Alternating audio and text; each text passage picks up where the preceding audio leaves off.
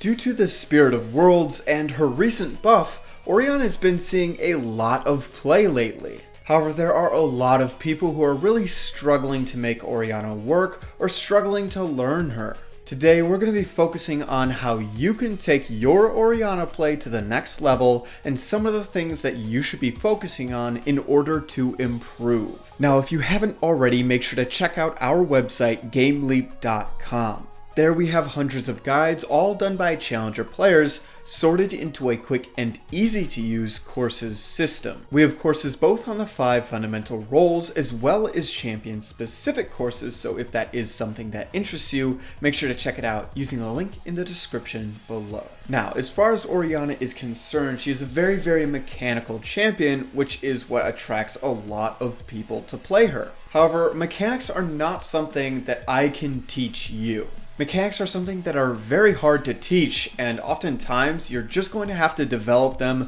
through raw playtime alone. What I can teach you is how you should be utilizing the insane pressure that Orianna can exert at all stages of the game properly. Orianna has one of the largest zones of control in the entire game due to the long tether range on her ball. This is something that should be abused at all stages of the game, whether it's early, mid, or late game. Let's talk about how you can be pressuring with Orianna in the early game. Orianna has one of the best early games in the entire game if you know what you're doing.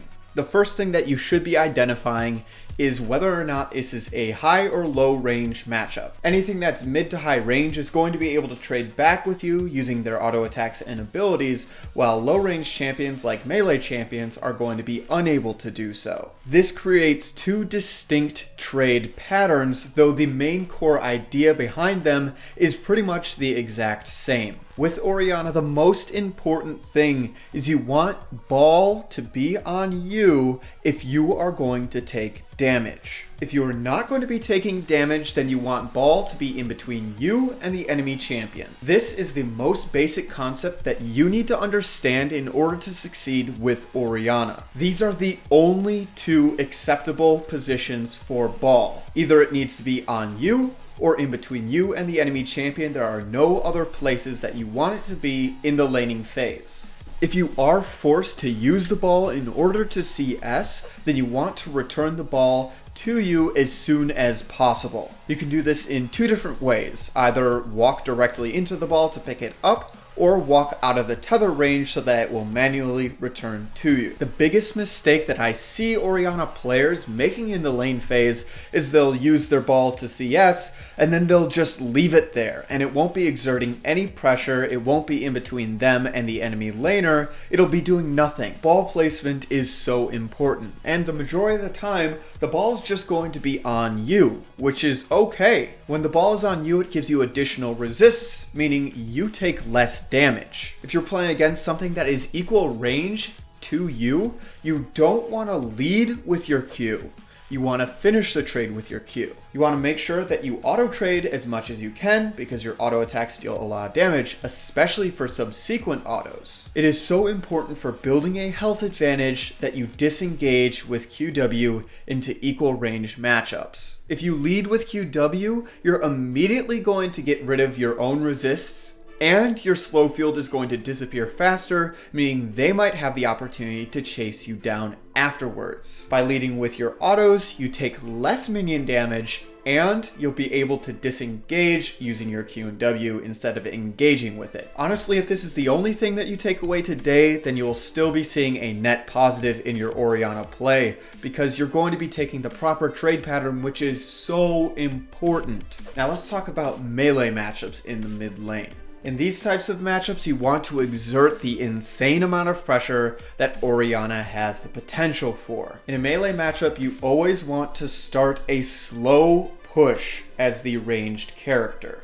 In order to properly initiate a slow push in the mid lane to create as much pressure as possible, you want to auto the melee creeps 2 or 3 times, and you want to auto the range creeps once or twice. Usually I will split these 3 or 4 autos between 2 melee creeps, autoing one of them 2 or 3 times and one of them 1 time. For ranged creeps, I always auto the same creep 1 or 2 times. If the enemy champion is not pushing, this will be enough for you to start a slow push. As ranged into melee, most of the time they're not going to be able to contest your push, so they won't even try. But if they do, you can feel free to auto them, use your abilities on them until they back off, and then continue shoving the wave. Remember, the most important thing here is getting the last hits. Some melee champions might be able to match your level 1 push, but they're going to have to forfeit the last hits on those creeps in order to do so, in which case you always come out ahead. Now, slow pushing the wave will guarantee that you hit level 2 first, meaning you're going to be able to exert huge pressure. As Orianna, level 2 into level 1,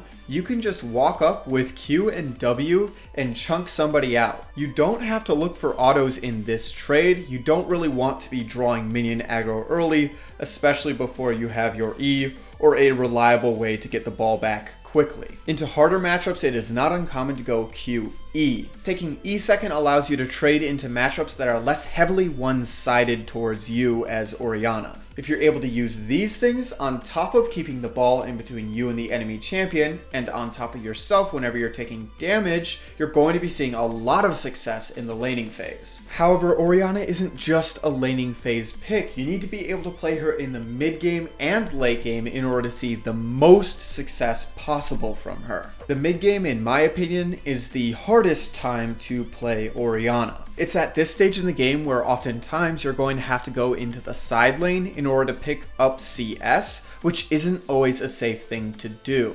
On top of this, mid-game fights are much more drawn out as opposed to late-game fights. This means you're going to need to hit your abilities, use your zone control properly with your ball, put the ball in the right place, put it on the right champion, this sort of thing. Honestly, this is going to be something that's just going to come from raw experience. The only thing that I can tell you here is the different ways to use the ball in the mid-game. It's going to be up to you to decide when you need to be doing each individual thing. The first way is you can just use the ball for zone control. This is similar to in the laning phase where you keep the ball in between you and the enemy team. If the enemy team oversteps, you're able to nudge the ball forward and get an ultimate off, trying to catch as many members of the enemy team as possible. If nobody on the enemy team is misstepping, then you're able to continuously reposition the ball and use your QW to poke the front line. The second thing you can do is use your ball on a frontliner as a secondary engage tool. If you have something like Alistar, then you can just put ball on Alistar, let him go in, and then follow that up with a shockwave. This is a combo that we've seen countless times in professional play, and it works just as well in solo queue. Of course, you're not always going to have a comp that works like this, so sometimes you are going to have to look for other things. The last thing that you can do in the mid game is only if you have enough damage, and that's to put ball on your carry and use yourself as a secondary support. This should only be utilized if your primary carry is very fed. If you have an 8-0 Tristana at 15 minutes, you can just group with them and put the ball on them, keeping them alive as much as possible and using your CC to keep them alive. Obviously, this one is also very situational and you're not going to be able to use it a lot of the time because most of the time, your carry just isn't going to be that fed. Orianna does give really good utility with her movement speed on W, paired with her shield, the resists. She has good CC with her ultimate and her W, and if you have a fed carry, then this will all work in their favor,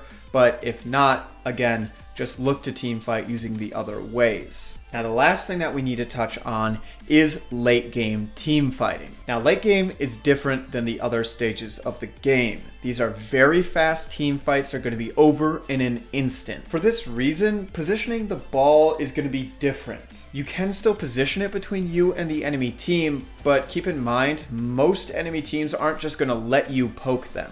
As a result, in the late game, it is much better to have terrain in between you and the enemy team and hide your ball in that terrain. As Orianna, you are able to hide your ball inside of the wall, meaning you can get your ball a lot closer to the enemy team without them realizing it if you do this. If the enemy team walks too close to the wall that your ball is hidden in, then you can yoink it out of the wall into the enemy team and ult an entire enemy team looking for a huge play. This is by far my favorite way to play Orianna in the late game, and it works really well for making picks in the late game as well. The other way to play Orianna in the late game, we already brushed on earlier in the video. This is where you put your ball on your primary engage tool and just follow it up with an ultimate. Again, this works really well with stuff like Orianna Alistar, or Orianna Jarvan, or Orianna Malphite. Things that just want to look to go in.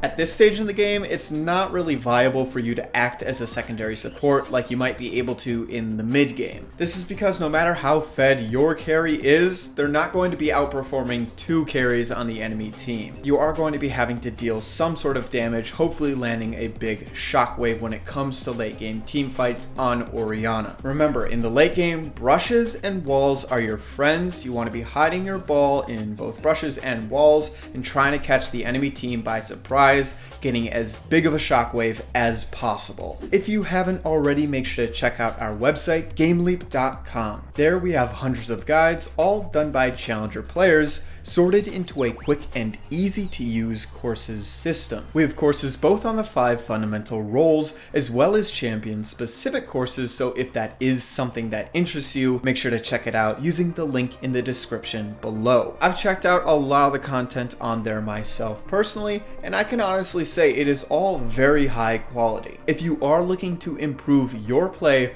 our website is one of the best learning tools out there. As always, I'm Panther. I hope you learned something valuable, and I will see you in the next one.